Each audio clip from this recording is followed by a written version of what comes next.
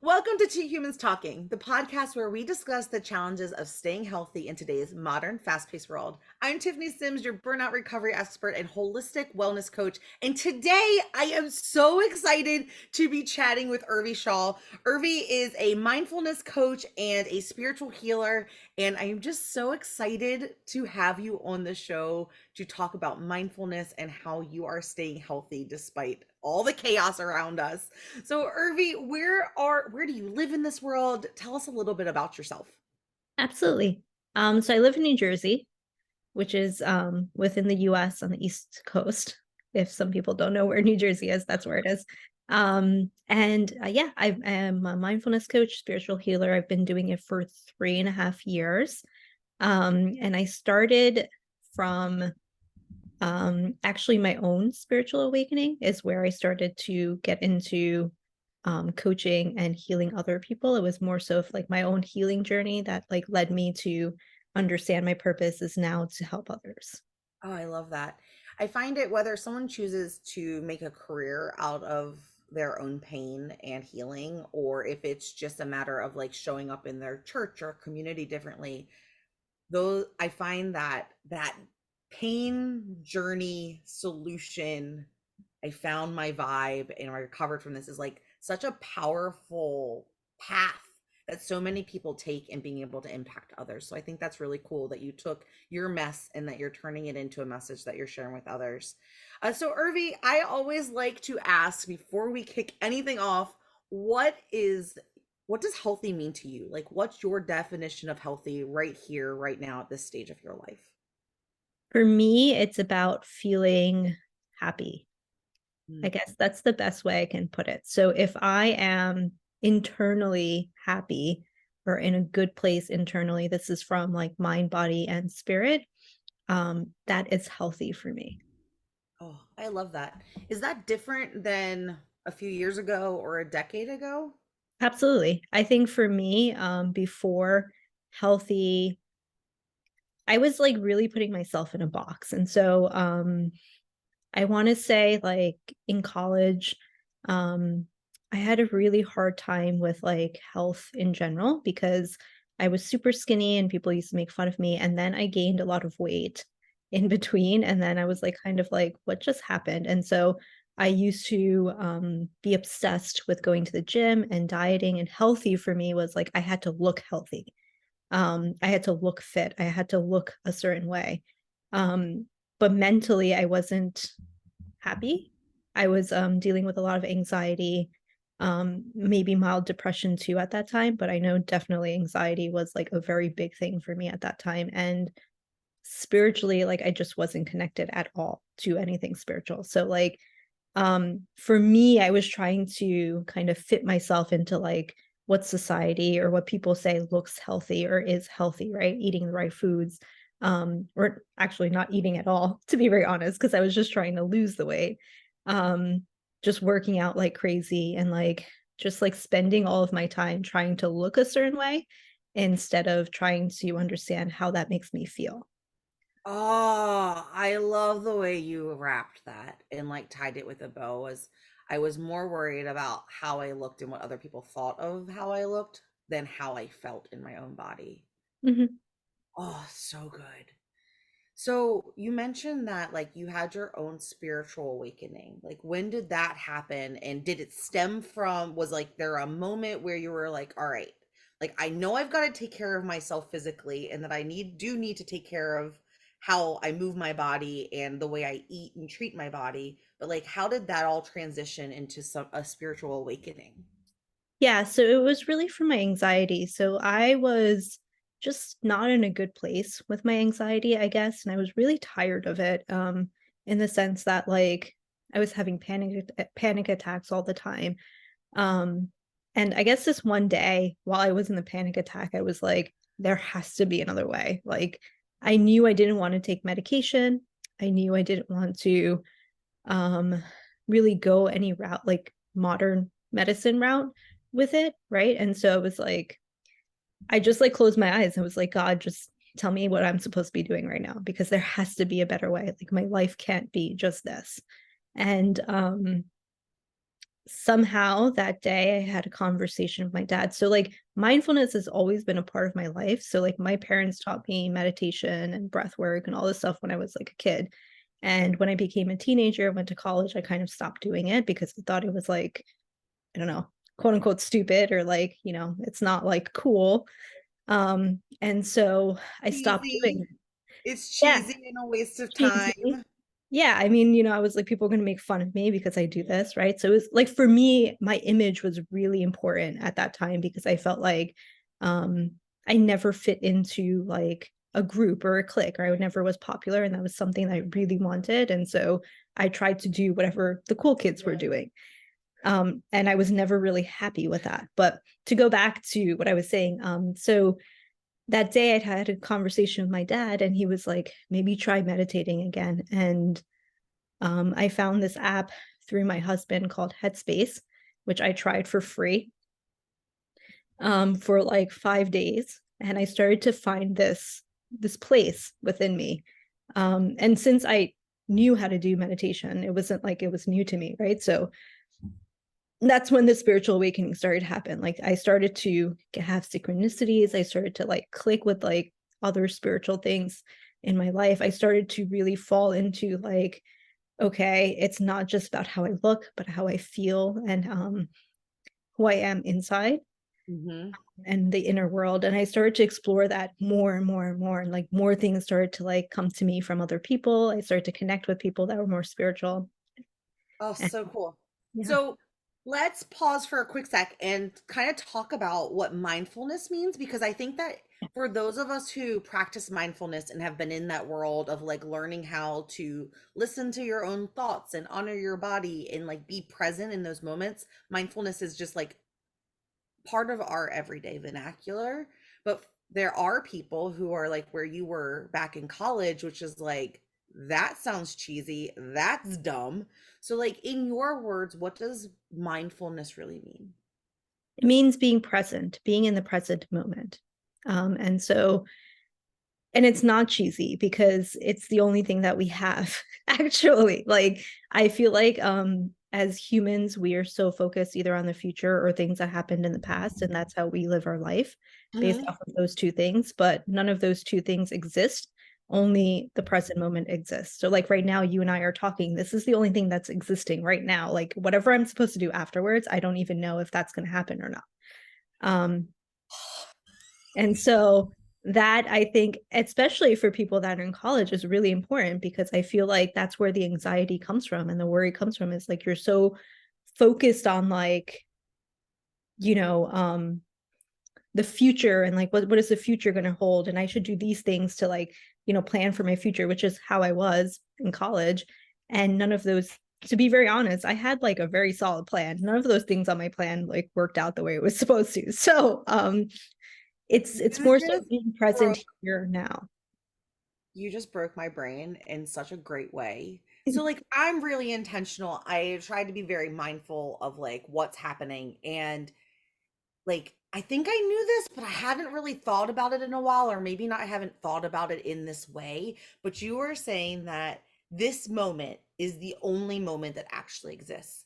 Yes. And there is so much power in so many different directions to that statement. And one of the places my brain just went was like, oh my God, all of the things that I'm worried about or stressed about or that I'm fixing or responding from, none of those things actually exist, and they're all just a replay of my recollection of an event that happened or an interaction that happened. Mm-hmm. And that's where the stress, the anxiety, the worry, the depression, the sadness, frustration, anger, that's where all of that comes from because we're not here right now in this moment. Now, okay, okay, hold on. I gotta get comfy because I'm like, let me get my Crocs off and my blankie going.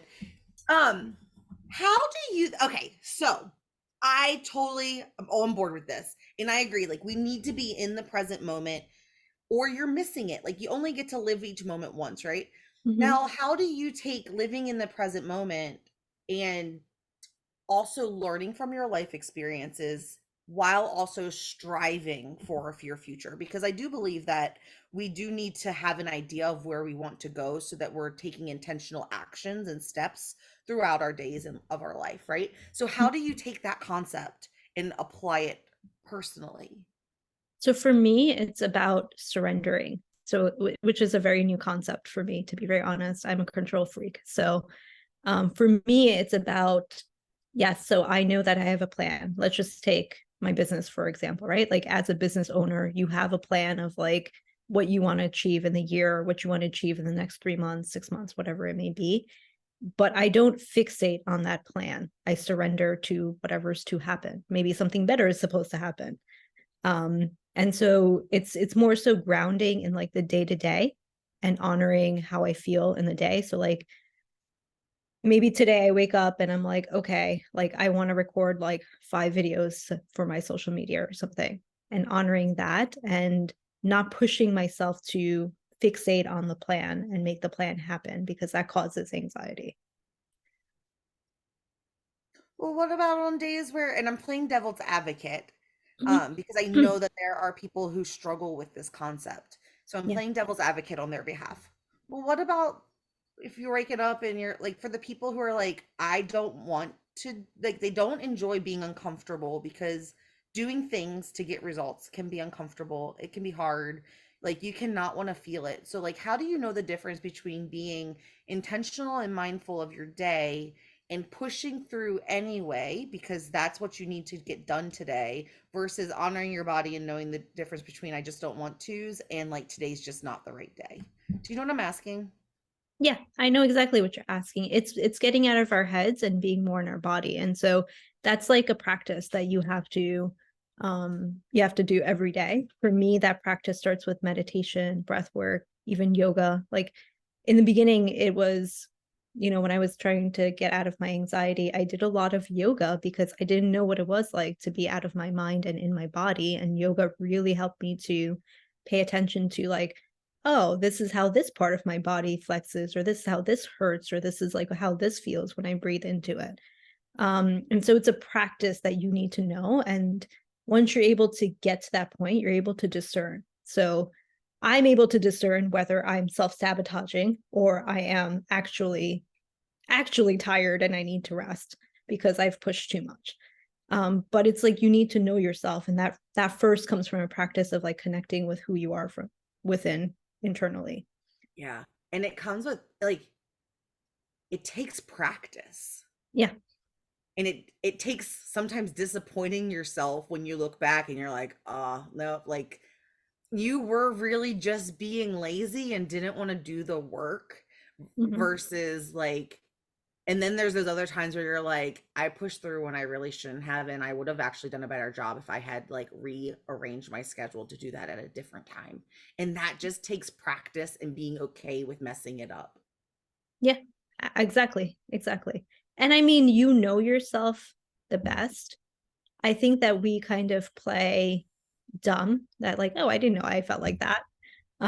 Because it makes us feel ashamed or guilty or very seen, and we don't like to like it's very uncomfortable. We don't like to hold ourselves in that place. But once you get very uncomfortable with yourself, of really seeing where you are and who you are and with your mistakes and your flaws, that's really when you start to get to a place of like, okay, these are the parts that I want to heal or get better at, and like you start to work on those parts of you and you get better at it. I don't know about you. So like, but for me, the first thing, like what just popped up for me when you said that, like, you know yourself best. There's a piece of me who wholeheartedly believes that. Like, I am the only person who spends 100% of their time with me, right? Mhm. Like, and at the same time, like, humans lie to themselves Mhm. all the time, consciously and unconsciously. And I remember when I first got super fit and I was running, I like when I first trained for my first half marathon, like a decade ago, and I got injured or I would get sick and I would like take rest, would sit on the couch and my brain would be so consumed by like, are you making this up or are you really hurt? Because there was a time in my life where I was making it up and I got really, really unhealthy. Like 5'4" should not be weighing like 213 pounds, unable to walk to the mailbox without breathing at the age of 26. You know what I mean? Like, and so Mhm. like I've know like in my own personal journey, I've struggled with that. Like, is this an excuse or is this really real?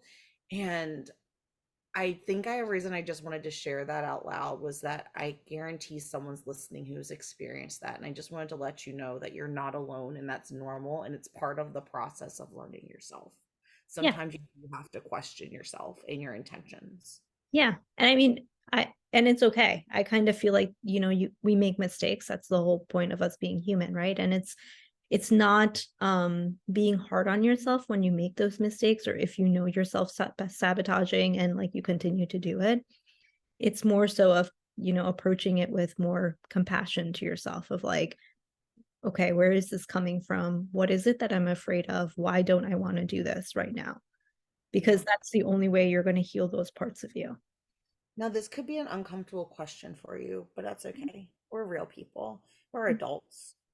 Do you think that the world and society in general is abusing or misusing having compassion for yourself and grace versus like enabling us to be crappy humans, like unaccountable, unaware, like humans? Do you think do you think that there's a line between compassion and just laziness? I think there's a misunderstanding between compassion and laziness. So I feel like as a society, we push a lot of things to people of like, this is the easy way to do it. Like 5 easy ways to lose weight, 5 easy ways to be happy. Like there, the word easy is just like, it really troubles me because it's like, I want to say that there's no easy way, but it's not that I'm trying to say that everything's hard. It's like you have to put in the effort for There's things no to actually. shortcuts. Yes, exactly. There's no shortcuts. Like you have to put in the effort and the time into getting whatever it is that your goal is. Like you can't just like do a shortcut and it happens. And I actually feel like if you do the shortcut, you're actually missing out on the bigger lesson of life, of whatever it was that that journey was supposed to take you to. Yeah. So, and I also feel like people don't understand what compassion is because we're not leading from our heart. Compassion comes from our heart. And a lot of us have blocked out our heart space because of whatever traumas we've been through. And we're so much, like I said, we're so much in our head. And so everything that we do comes from our head, like trying to like strategize or think or plan or, you know, I should do this because it's like this. But we don't feel into that. And so we're compassionate from our mind, but we're not compassionate from our heart. Oh, that was good. We're compassionate from our mind, but we're not compassionate from our heart. I'm like stewing on that one a little bit. I'm like chewing it over because like that was actually really not actually that's I don't like that word. Um that was really powerful. That's very deep. That's like a journaling prompt Yeah. right there. Like I encourage you, if you're listening, keep that one for later because like I want you to journal on what it means to be compassionate from your head versus compassionate from your heart and see where you take that like that conversation with yourself. Mhm. That like that's going to be my journal tomorrow morning. Yeah. Well, and Compassion. even, I mean, I would say anything that's like from our heart, right? Even love. Like, I feel like we love from our mind, but sometimes we don't love from our heart. And a lot of it comes from a place of fear because maybe we want to openly, unconditionally love people or the people that are in our life. But then there's this fear of like, oh, what if I get hurt? What if this happens? Oh, this happened to me in the past. And so we block those parts of our heart off, and we're like, our mind is like, okay, well, you can love this way. And so then it's like conditional. Um, and so we don't really, it's the same thing with compassion. So we don't really um, open ourselves up to what the true meaning of compassion or love or anything heart led is. I just like my whole brain is just like stuck on this concept right now. Like it's going a million miles a minute. I just I love that so much. And you just gave me such a gift because that's not something I've thought about before, and the subtle differences between that. And at this stage in my journey, like I feel like I'm gonna have a whole different conversation with myself when I journal on this tomorrow than I would have 5 years ago. Absolutely. Yep. I actually feel really empowered about it. Like empowered about life actually, just from that one little nugget you just dropped. Hmm. Sorry, I'm like my brain just now, when you talked about like finding your way, like finding meditation and your breath, do you mind sharing a little bit like what meditation is to you, how you use meditation, and then kind of work into like breath work and what that really means? Because I know a lot of people think like I breathe all the time. Like, Yeah, absolutely. So for me, when I first started meditation, um, during the time that I had anxiety, um, it was really just to find a place of calmness inside of me. And I didn't really know what that meant at that point in time. And so I really just did 2 minutes of meditation on Headspace, which was very much like you close your eyes and you focus on breathing, inhaling, exhaling. And you try to just be calm in the space that you're in, right?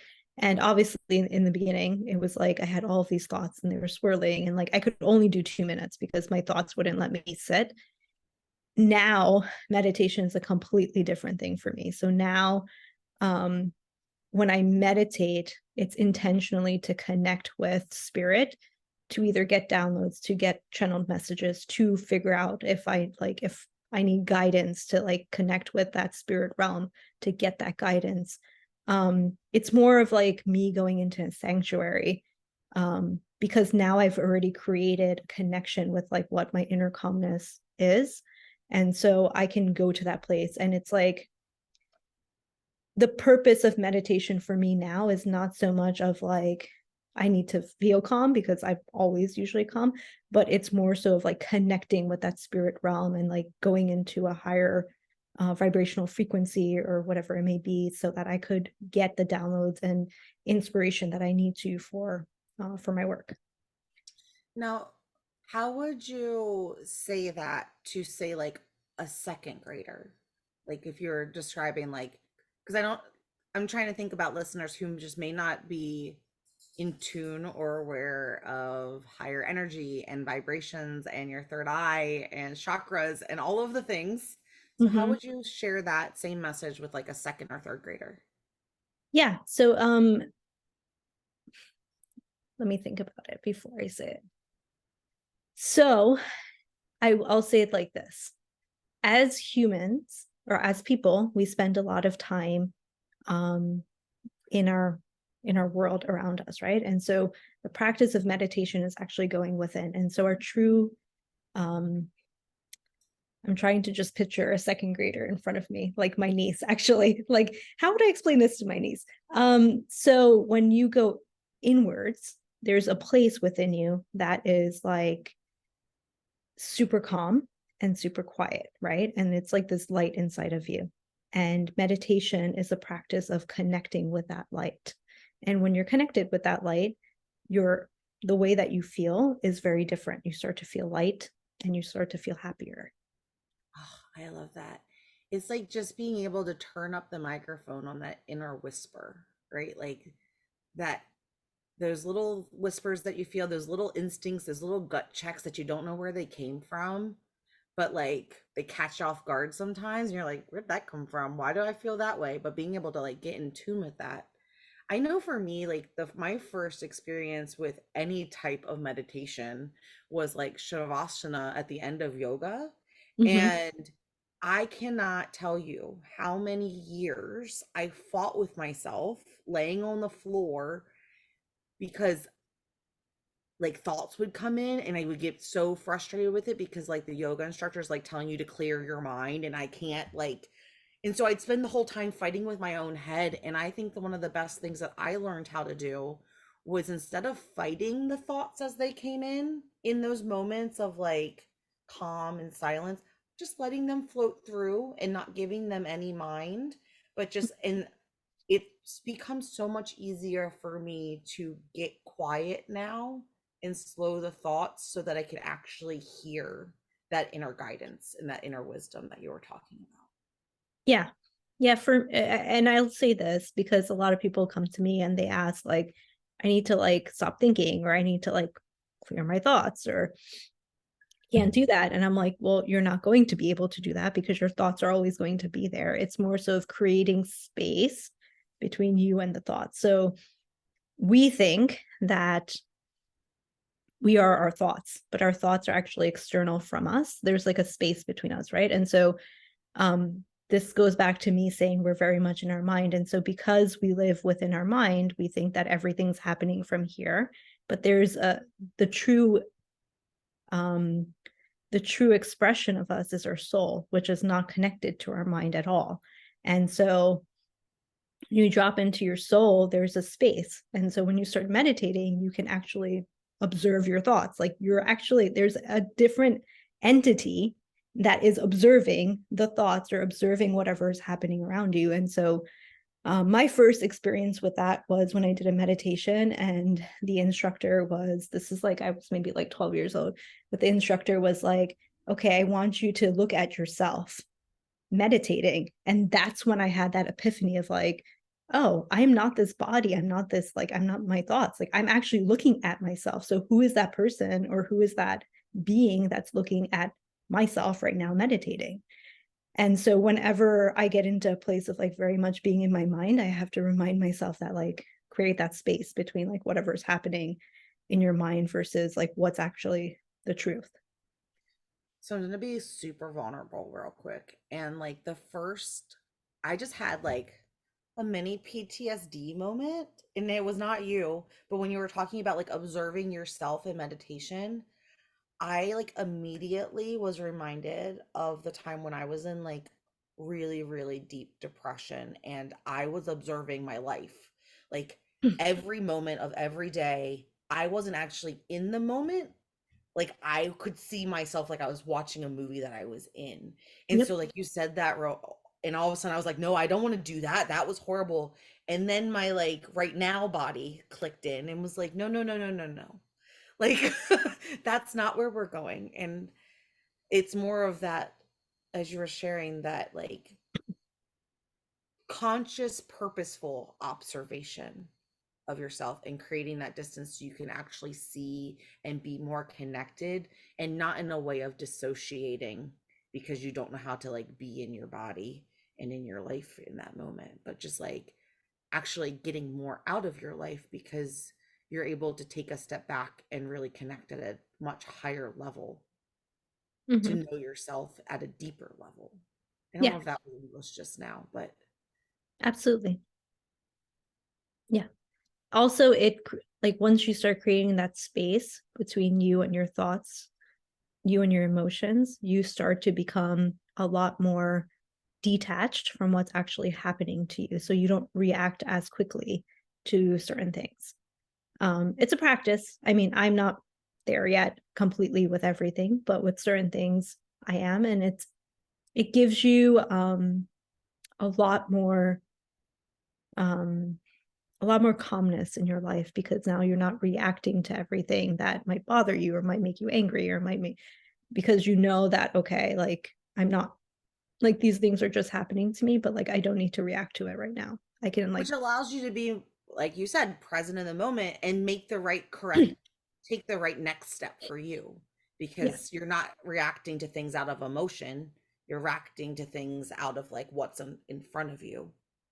right. Now, can you go too far in this practice? Like, is it possible to detach?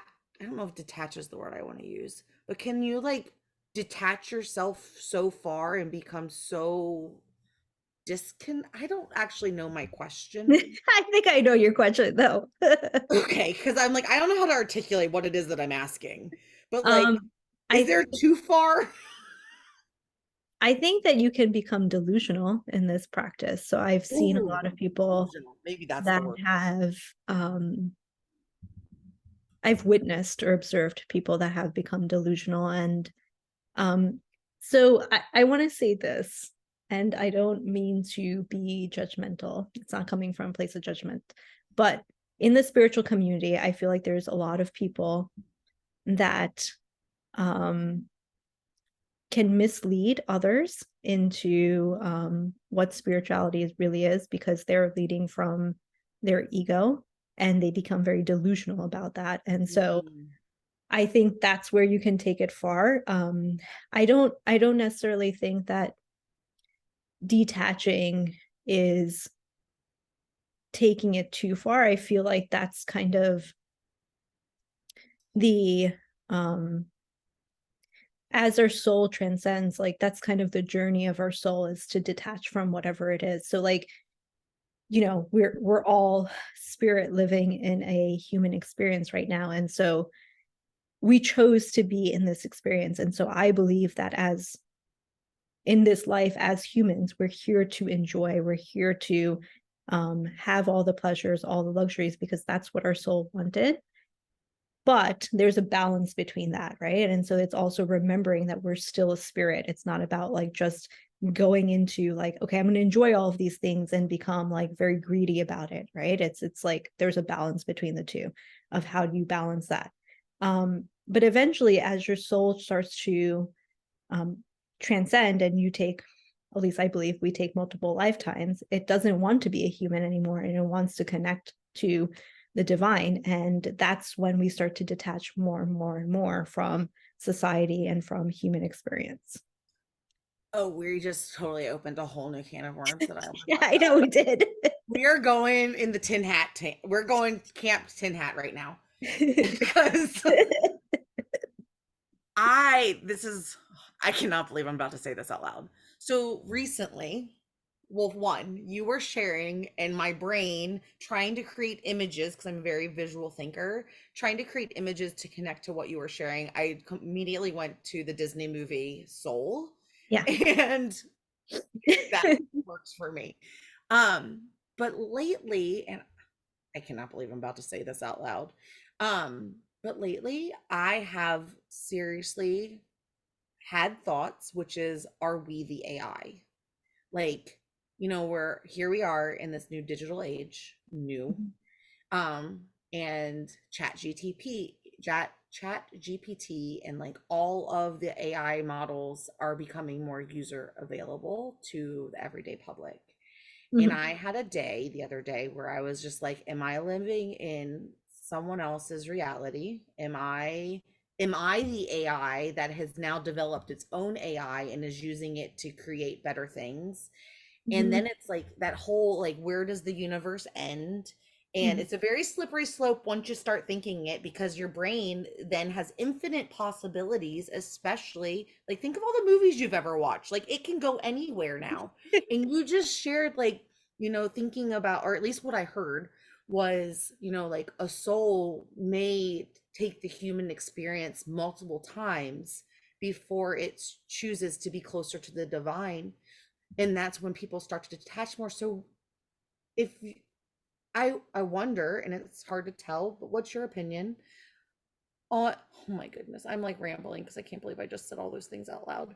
um do you think people who are more quote unquote enlightened and detached, like, is that a sign of someone who's lived multiple lives on in a human body, and that they're ready to pass on to whatever the next thing is that um so I don't know if it's they've lived they could have just lived very few lives, right? There's no like formula, like you have to live 100 lives to get there. Everybody has their own journey. So like every soul has its own journey of development, and some souls are a lot more in tune with the spirit realm than other souls. Other souls are more plugged into the matrix, or more plugged into what you were explaining, right? So the AI world, right? So, and I believe that. I believe like we're in a matrix. It's all stimulation right now. And the point is for us to realize that this is not the truth. Like the 3D world is not the truth. And there's another whole other dimension, which is the truth of why we actually are here as humans. And so um don't know if that answered the question, but I do feel that once you start to go on your spiritual journey, you start to identify with your soul, you understand how many lives you have had and how many lives you may want to have, to before you merge with the divine. I think there's another part of that too, which is your divine purpose. And so I believe that all of us have a divine purpose of being here. We're just an expression of the divine, and we were sent here to fulfill our divine purpose. And sometimes we may not want to come into human form, but there's something that the divine knows that may be needed for, planet Earth or the universe or whatever it may be, wherever you take your life, for you to go there because that's your purpose. So, oh my God, what Yeah. a great conversation we just had. And it like, I love, so like, I'm not a super spiritual or religious person. However, I love having conversations that stretch my mind and force slash allow me to think in a different way than I've thought before. And I am so grateful for the conversation we had. And I hope that if you're listening, even if you think like where we just went was like off a deep end with tin hats, like I really do hope that you are able to take that breath to just enjoy the conversation that we just had as an exercise to just think a little differently, even if you don't agree, even if you thought it was woo woo, even if you thought we were crazy for a second. Like, and just allow yourself the opportunity to imagine and explore different ideas because I think our minds are such a gift in the fact that we can go explore abstract concepts and make our own decisions based in our reality and experiences, I think is part of that human experience that you shared. And I think it's such a gift. And so thank you. I Yeah, really mean absolutely. that. I Thank wanted to answer one question, which I didn't, which was about breath work, and I just remembered. So breath work, like you were saying, we breathe all the time. So breath work is actually the practice of being present with your breath. So there's different practices, different modalities that you can do with your breath to become even more present. Um, and so there's Can different, we do something now? yeah, we can definitely do something now. Okay. We'll do two actually, and we'll do it, we won't do it like for so long. But the first one I love to do um is just breathing, but we're going to count our breaths. So we're going to count inhales for 5, we're going to pause for 2, and we're going to exhale for 7. And this is really good for those people that deal with like anxiety or like you're just really in that panic mode. The longer you exhale, so if your exhale is longer than your inhale, I'll say it this way, you're starting to calm your nervous system down. So I'll count. So we're going to inhale. And when we inhale, we want to make sure we're expanding our belly out. And then when we inhale, we're just contracting our belly Big, in. beautiful bellies. Yeah.